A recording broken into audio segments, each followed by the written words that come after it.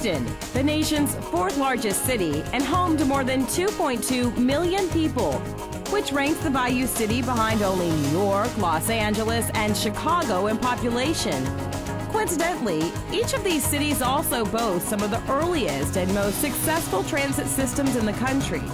So what can a transit agency with just 30 years of service under its belt do to accommodate the growth of our region? You may be surprised by the answer. It's next on Houston, The Road Ahead.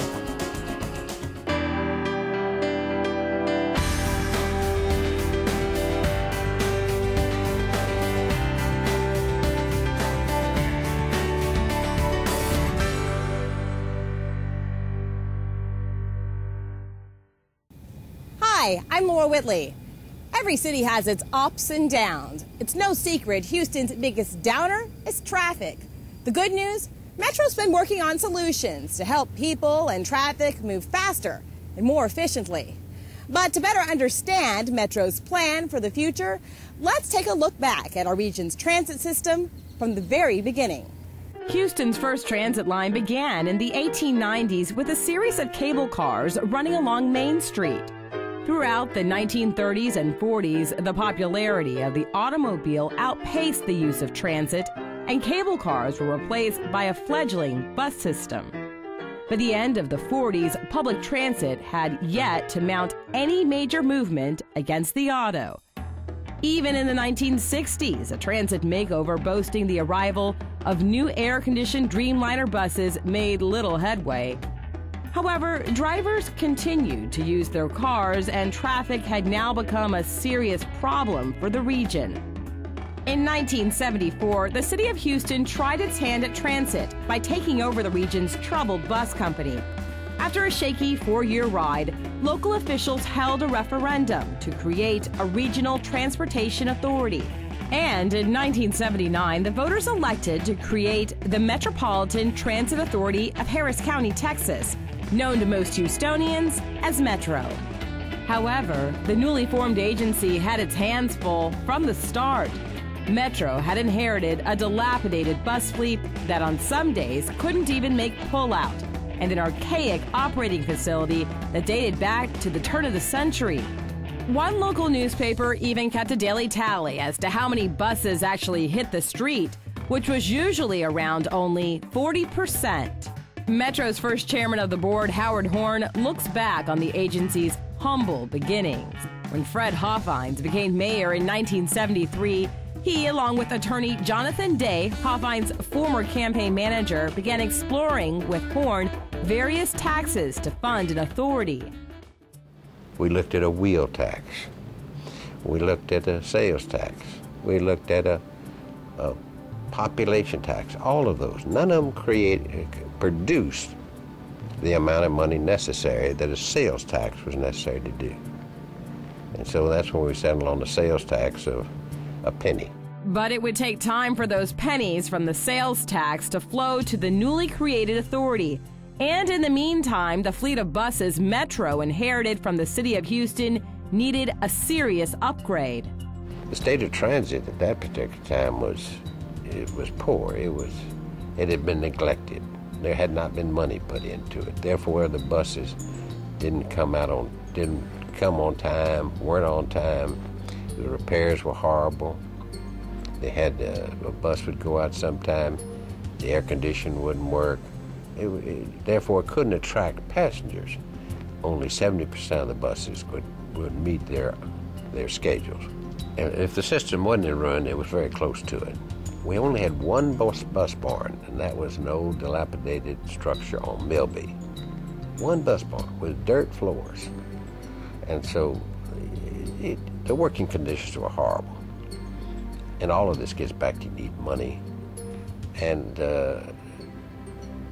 if the buses, there wasn't enough room for them, they were parked on the street all around there, wherever it could be parked. The on-time performance was poor, mainly because the maintenance and repair of the system was minimal, and they would break down. You had so many breakdowns. There just wasn't the money available to build the facilities necessary for a large city to have a good public transportation system.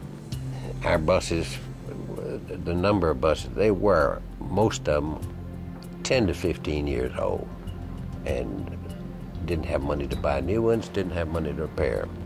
The air conditioner would break down. People would just have to swelter because you couldn't break the windows. And they had to take them back and take out a front window and take out a back window to create a flow in the bus. As chairman of the interim board, the greatest challenge was how to conduct a successful election in which the public would have to tax themselves. As a preacher once told me, he says, to unite the church, the devil must be big enough. The devil was big enough now. When you have a problem, there are always two things, in other words. It's a money and a plan. And the public had to be convinced that our plan was sound and that the money was necessary to do it. So we had to convince them. We'd hold meetings all over the city to have people come, and we'd talk about what we were going to do, what we were going to do with their money. And there was always a group of naysayers who followed us around the city to each of these meetings and would vote objection. But that's always the case with any election. There's some say, no, you don't need money, you don't need money. Well, as all of us who know, who have a family and a home, you have to have money to run it. Well, we had a problem here for the city. And without transportation, the city is not going to grow. That if any city was going to grow to 4 million people, which we predicted to grow, and I think then we probably were around 2 million, I might be wrong, you're going to need a mass transit system.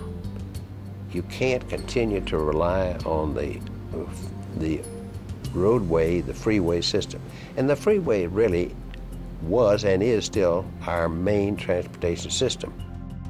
While Horn says his greatest accomplishment was helping to create the Metropolitan Transit Authority with a 1-cent sales tax, he says there were disappointments along the way, including one that has hampered Metro's growth.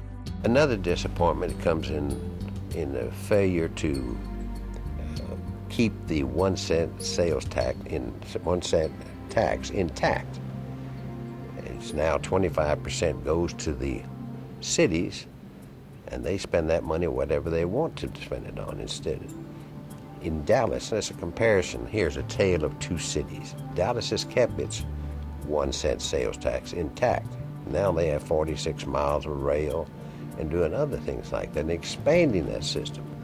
Here, 25% goes to the cities, and then we also have had some money go to other things like expanding the police force, which is necessary, but it takes money away from Metro.